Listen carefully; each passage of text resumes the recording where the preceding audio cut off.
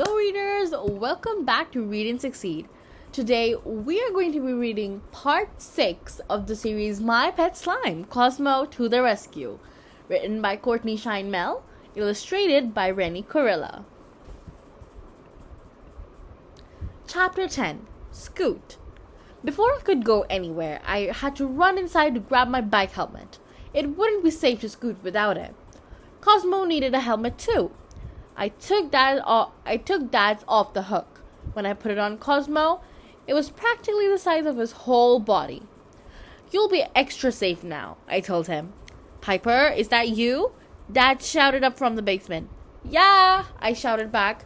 "I had to go get something, but now I'm going back outside to play with Claire some more." "Have fun," Dad called. "Love you," Mom added. Love you guys too," I said. I felt a teensy bit guilty that I was going somewhere without telling them. Okay, more than a teensy bit. But they'd be so much happy when I rescued Grandma, and that was all that mattered. Cosmo and I headed outside. I put him on my shoulder. Claire held on to the handlebars of her scooter. I held on to Claire with one arm and Cosmo with the other. He stuck out his little arms out from Dad's helmet and held on to me. Claire kicked off the ground on the right side, and I kicked off on the left. We scooted down the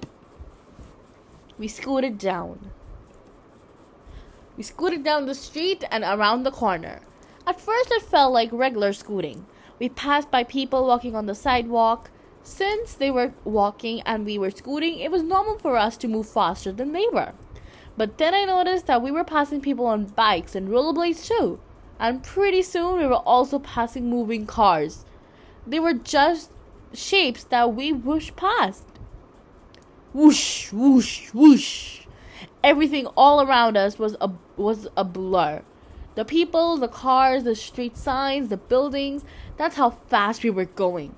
I stopped kicking on my side of the scooter, but we just kept going faster and faster. "Hey, Claire," I shouted. The wind was so loud in my ears that I could hardly hear myself. "You don't have to kick so fast." "I'm not kicking at all," Claire shouted back. "I thought you were doing all the kicking." "No," I said. I stopped kicking a while ago." "Then how?" I looked at Cosmo and saw how. "Oh," I said.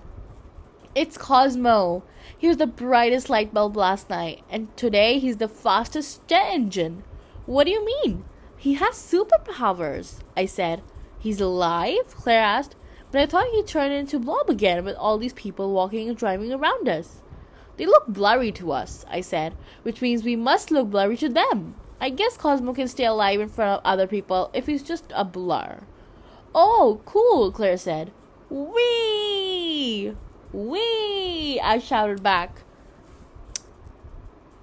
Cosmo made the scooter go even faster. We whipped down the last couple of streets, and in no time at all, we were in front of 321 Quantum Road. Claire and I pulled off our helmets. I helped Cosmo take his off too. There weren't any people nearby. It was just the three of us, staring at an office building. It was big and gray and plain. I bet if Keith Haring were alive, he'd want to paint a mural all across the front. Keith Haring was an artist who was very famous for his colorful murals. He made lots of plain spaces and much more interesting. But Keith Haring wasn't there, and Claire and I were on a mission that didn't have anything to do with murals. The building had a plain gray door with a sign on it that read, "Magna Labs. Ring bell for entry." I took some deep breaths to get ready to ring the bell. But before I could, Claire reached out and rang it herself. A few seconds later, the door swung open and a man in a dark suit looked down at us. "State your business," he said to Claire and me. Cosmo had turned back into a blob, of course. "Well, we don't exactly have any business," Claire said, "but we authorize personnel only," the man interrupted. "I don't know what that means," I said. "It means you can't come in," he said. "Run along now." "But my grandma!" I started to say at the same time that Claire said, "But my uncle." The man didn't wait to hear the end of her sentences. He slammed the door shut, and I heard him turn the lock on the other side. I pulled on the handle anyway. The door didn't budge. We were locked out. Chapter 11. Hello, Uncle Ricky. Claire and I looked at each other. "Now we should call my uncle, right?" she said. "Yeah, okay," I said. "Great!" She whipped her cell phone out of her pocket. "He's a really nice guy. Everyone who meets him says that. He'd never kidnap your grandma. He'd never kidnap anyone. You'll see." She pressed some buttons and held her phone near to her ear. I stood right next to her and leaned my head against her so I could hear whatever her uncle had to say. The only sound that the phone was the phone ringing. Ring, ring. "When he answers, I'm gonna do the talking," Claire said. "He's my uncle, after all." "He hasn't even answered the phone," I said. Ring. Hello?" A man's voice said. "Hello, Uncle Ricky," Claire said. "Claire, is that you?" "Yes, and you'll never guess where I am." "Where?" "Here," Claire said. "Here?" Uncle Ricky asked. "I don't understand." "I'm right outside the front door at Magna Labs," she told him. "I came with my friend Piper because, well, Piper thinks her grandma might be in the building somewhere." "I got a letter, that's why," I blurted out. Plus two emails. "Grandma Sadie was kidnapped. You better not have done anything to hurt her. Cool it, Piper," Claire said. "I told you Uncle Ricky didn't have anything to do with it. Besides, I get to do the talking. Remember?" "Fine," I said. "So, Uncle Ricky," Claire continued, "we came down here to rescue Piper's grandma. We rang the bell like the sign says, and the man who answered the door was very rude. You should tell your boss and get him in trouble. But first let us in, so we can find my grandma," I said. "Yeah, first that, okay?" Claire said. "No, not okay," Uncle Ricky said. "Huh?" Claire said. "I'm not going to let you two in," he said. "You shouldn't be here at all." "But," I started. "And another thing," Claire's Uncle Ricky interrupted. "What happens in cell 8 is none of your concern. You hear me? Cell 8 does not concern you." There was a click on the other end of the line. Claire's uncle had hung up. Chapter 12. Flatter than a pancake. Claire dropped the phone from her ear. Her face was red and her eyes were shiny. "Are you going to cry?" I asked. "What? No, of course not," Claire said. "I never cry. I just get mad." "Well, I cry sometimes," I said.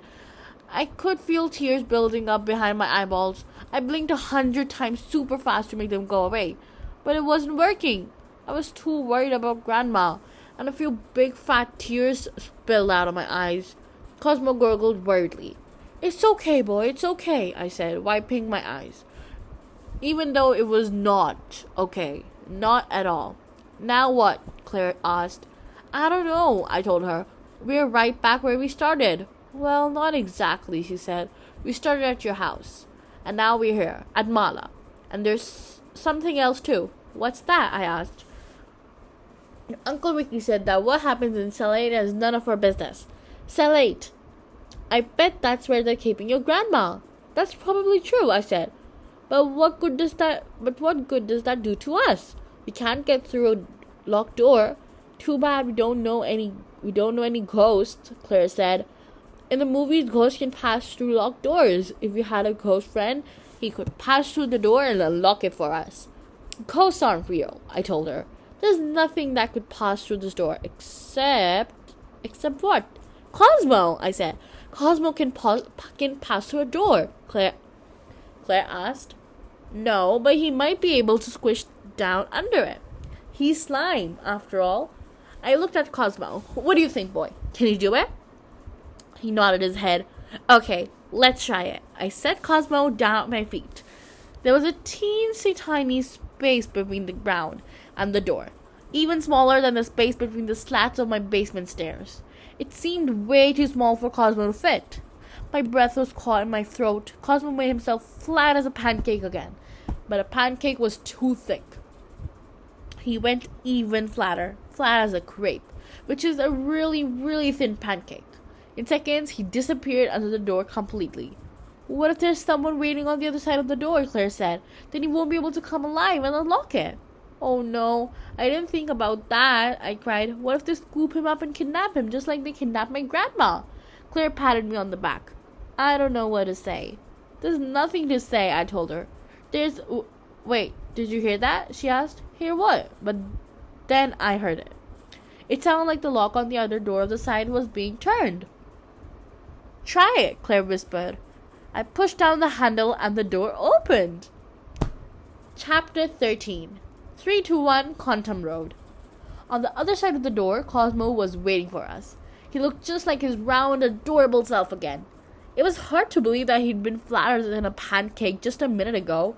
He reached his little arms up towards me. I grabbed him and held him close. You're a very good boy, Cosmo, I said. He gurgled happily. We looked down the long, dimly lit hallway. In the distance, I heard footsteps coming from the left. We'd better go, Claire said. This way, I said, leading her to the right.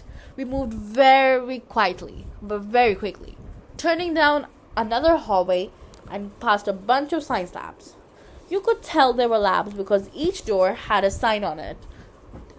They were numbered, but I couldn't tell how many there were. They seemed to go on and on and on and on. Some of the labs were empty, but some had people in them. Claire picked up her scooter, and we tiptoed past those rooms. Everything says lab, not cell. Maybe my uncle meant lab 8, but we passed lab 8, and no one was in there. No scientists and no grandma either. We kept going, but I guess we weren't quite enough. As we passed the door to lab 12, I heard a man's voice say, Hey, I think there are a couple of kids out in the hall. No, there couldn't be, another man answered. Claire gasped. That's Uncle Ricky, she whispered. I'm glad he doesn't know we're in here or he'd come and kick us out for sure. I whispered back. Did you say kids? A woman asked. Her voice was familiar, but who was she? It didn't matter. Claire, Cosmo, and I walked faster down the hall. We were practically running. Behind us, the woman shouted, It's you! I knew it! I snuck a look over my shoulder. It's Triangle Hair Lady, I told Claire. Plus Uncle Ricky, she said. And more people too. We've got to get out of here. Cosmo was just a blob now, with everyone looking. Claire placed her scooter on the floor. Hop on, we'll go faster, she said. I jumped on the back, hanging onto Claire with one arm and Cosmo with the other. But we weren't going nearly as fast as before. Triangle Hair Lady and the other scientists were on our trails. We've almost got him, Uncle Ricky shouted. I felt his fingertips scraping at the back of my shirt. Faster, I told Claire. I'm trying, she said. We turned a corner. For an instant we were out of sight, and that instant was all it took. Cosmo came alive. A scooter took off like a race car. In a flash, we were at the end of the second hallway, turning onto another. Good boy, Cosmo, I said. Doors were whipping past us. Everything was blur. I couldn't tell if we were passing more labs, or if one of the rooms might be cell 8. I thought I saw a room full of ducks. Ducks? That didn't make any sense. This was a building, not a pond. Cosmo, you're going to have to slow down, I said. We need to be able to look for Grandma Sadie. But he didn't slow down. Instead, we headed towards, oh no, a stairwell. Going down the stairs on a scooter was going to be a disaster. The scooter shot forward. I squeezed my eyes shut and hung on to Claire, waiting for the crash landing. But we didn't crash. Instead, we bounced back down and down more stairwells. At the very bottom, Cosmo slowed the scooter to a regular pace. Phew, Claire whispered. I didn't know we were going to make it. Good boy for keeping us safe, I told Cosmo. I stepped off the back of the scooter so I could walk a little. My legs felt super wobbly. Is this the basement? Claire asked. Cosmo nodded. Do you think they keep prisoners down here? She asked. There's only one way to find out, I said. And I took a big step forward on my wobbly legs. Chapter 14. Out of Here. We walked down the two deserted halls that didn't have any rooms that looked like prisoner cells. When we walked the corner to the third hallway, though, I saw the door closed that was padlocked locked on the outside. At the top was a teeny window with bars in it, just like a window in a jail cell. The sign next to the door read Cell 1. If that's Cell 1, then Cell 8 must be, Claire said. Down here, I said. Let's go. We raced past the doors. Odd numbers on the right, even numbers on the left. Seconds later, I was standing in front of a locked door marked Cell 8. I jumped, trying to see through the bars at the top. Grandma, I cried. Pipsqueak, is that you? She answered back. It's me, I said. It's so good to hear your voice. Yours too. My friend Claire is with me, I said. And also, another friend. Wait till you see him. Well, you might not be able to see him. I'll explain everything just as soon as we break into your cell. I pulled the padlock. What's your plan to break in? Claire asked. I don't have one yet, I said. I looked around to see if there were any tools I could use to break into Grandma's cell. Maybe I can smash the lock with your scooter, I told Claire. But what if you break it? She asked. That's not the point. Not the lock, she said. My scooter. My grandma is more important than your scooter. Claire was quiet for a few seconds. Cosmo reached for the lock and gurgled. You see, Cosmo thinks breaking the lock is more important than your scooter, too, I told Claire. I suppose you're right, she said. She pushed the handlebars towards me. Here, I hold Cosmo while you do the smashing. Cosmo reached for the lock and gurgled again, louder this time. I know you want to help, boy, I told him, but the door is locked on this side, not the other. If you slipped on the door, you wouldn't be able to do anything. I handed him to Claire. Cosmo stuck out an arm and swiped at the padlock. Stand back, I told her. I don't want to hurt you guys. I can't, Claire said. Cosmo won't let go. Come on, Cosmo, I said. We've got to break the lock and get Grandma out before those two scientists find us down here. I pulled on his arm. I didn't want to hurt him, but I had to get him to let go. Except he wouldn't. His hand was, well, it was stuck inside the padlock, right where you'd insert a key. Cosmo's face was twisted in concentration. Then there was a pop sound. The padlock slipped open and tumbled on the floor. The door swung open. Grandma! Pipsqueak! I jumped towards her and gave her the biggest hug in the history of hugs. Then she had a bit of dirt smudged on her cheeks and looked like she hadn't brushed her hair in a while. Oh, I'm so happy to see you, I said. Not as happy as I am to see you, she said. I missed your face so much. I missed it even more than all the stars in the sky. It must have been so awful in here, I said. Did you get any food or water? Grandma nodded. There's a nice man named Eric who has been sneaking things into me, she said. I can't believe anyone in here is nice at all, Claire said.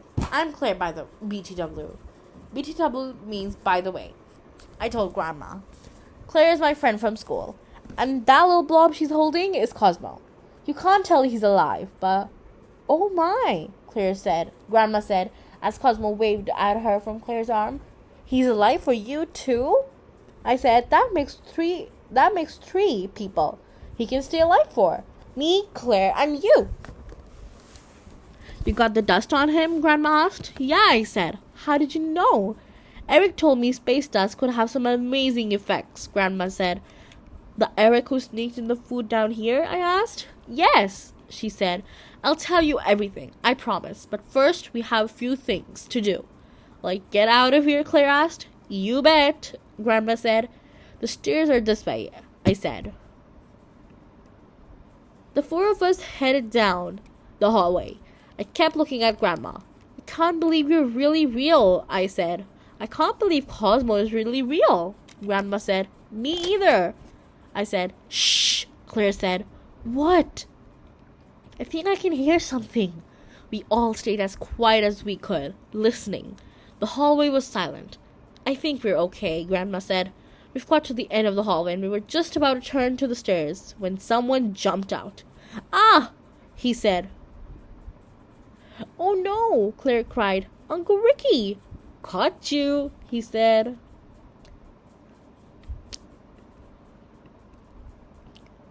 Now, this is some information about constellations and glowing slime recipes and bioluminescence and other things. But don't miss Cosmo and Piper's next adventure in part 7. Well, this was the end for part 6. I hope that you all enjoyed this read loud. And I really love how the book was left on a hanger cliff. Well, I am so curious what is going to happen next. Are all 3 of them going to be kept down the basement? And what if they all run and escape? Well, I don't know, but we will get to know in part number 7. I hope that you all enjoyed this read loud. If you all did, please like the video and subscribe to our channel. It means a lot to us. And also, thank you so much for reaching 100 subscribers. This is such a big achievement for us. Our next milestone is 250 subscribers. Well, I'll see you all in the next read loud. Bye! Happy reading!